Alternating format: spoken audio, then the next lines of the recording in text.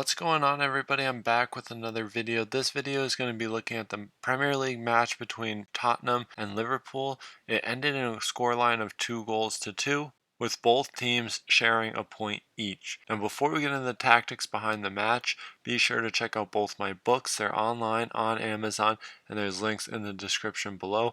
Also, be sure to check out Keyframe.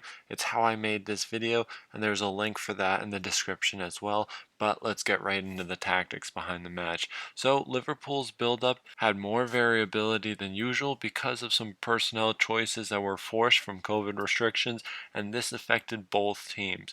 But Liverpool played with two deeper midfielders at times, with the ability to alternate between a single and double pivot. The alternating would often happen from the flexibility of James Milner through the left-hand side. So James Milner would often drop deeper into the left half space, allowing Andy Robertson to take up this very high position and decreasing the amount of distance the ball had to travel to then reach the wide player of Andy Robertson. This also gave Mane more space to then invert and occupy between the lines.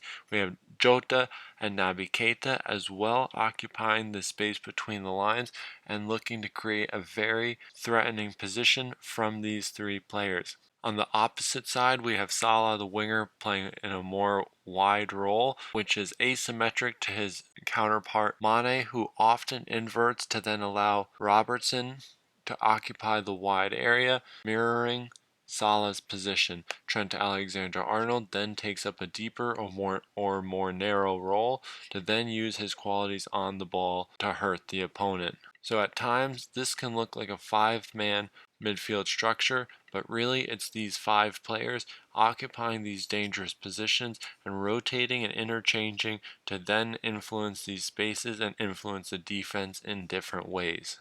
Tottenham, under Antonio Conte, have gone with a back five ever since, and we see them take up a 5-3-2. So this cut off access to the double pivot in central areas and controlled central corridors quite well, while they kept numerical superiority at the back and allowed then more freedom from their defensive line to jump into spaces that the midfielders couldn't block off. And here we see then a makeshift back four created by central midfielders Naby Keita and James Milner dropping deeper in the half space, which is a very likely trend that we can see from Liverpool throughout most of their matches, leaving their holding midfielder to be a single pivot. Then we have Mane, Jota, and Trent Alexander-Arnold occupying the space between the lines and affecting the Tottenham shape, with then Salah in the wide area and Andy Robertson creating the full width on the left-hand side. So this structure gave more freedom to the wide players and the full backs of the Liverpool side, allowing Trent Alexander-Arnold to go forward and invert, and allowing Andy Robertson to maintain full width and height on this left-hand side. So then we see the Liverpool shape and how it is affected by the defensive setup from Tottenham. So by controlling the midfield corridors with three players, it creates natural cover shadows to block off passes between the lines.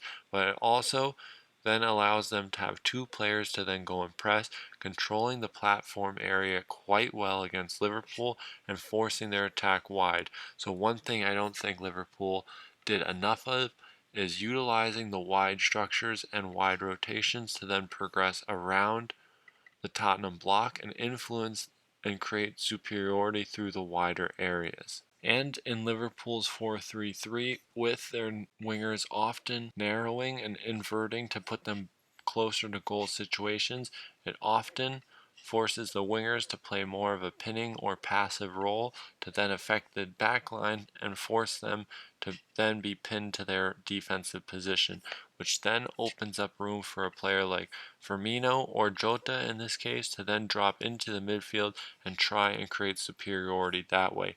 But in this match, that wasn't the case because of the level of defensive structure and compactness from Tottenham's side and the three-man midfield, that this was more effective in opening up the wide areas to then potentially create a route for then Liverpool to progress through via the wide area in a more vacant space. Now we can look at the offensive tactics from Tottenham. So in their build-up, they went with an asymmetric back three, often saw the right side being overloaded, and we saw a single pivot being used. This allowed Dele Alli and Ndombele to get higher up the field and then take advantage of the two forward system of Son and Kane, pinning the back four of Liverpool, and then allowing Kane a bit more freedom to drop in and allowing Son to then run in behind. So this really tried to allow Tottenham to take advantage of the increased space in behind against a team's high block. And Liverpool went with their usual 4-3-3, although they used more of a cover shadow approach to block off the access to the holding midfielder of Tottenham, with then allowing the midfielders to stay a little bit deeper, controlling the space between the lines, but splitting their defensive responsibility, giving them access to potentially jump if need be. Now in the mid block, their 4-3-3 became much more compact, and we start to see the offensive structure higher up the field for Tottenham take place. So for Tottenham, they go with their back three, a double pivot with then Dele Alli dropping into this deeper role, which we see is now new for him. And whether he was in the squad because of COVID restrictions of other players or he earned his way back into the team, that isn't something we'll know.